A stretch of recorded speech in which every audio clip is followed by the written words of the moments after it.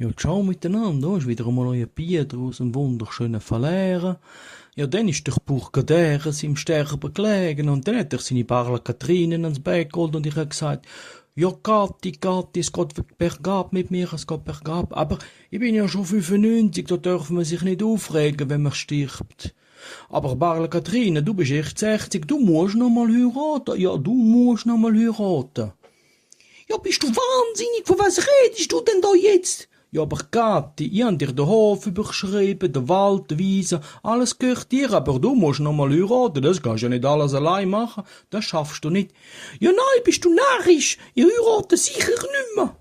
Oh je, ja weisst jetzt, Barla Kathrine, ich hab mich schon überlegt, nimmst den Bauch Vinzenz, der hat auch einen grossen Hof und Wald und der kennt sich gut aus. Nein, den Vinzenz nehme ich nicht, den nehme ich sicher nicht.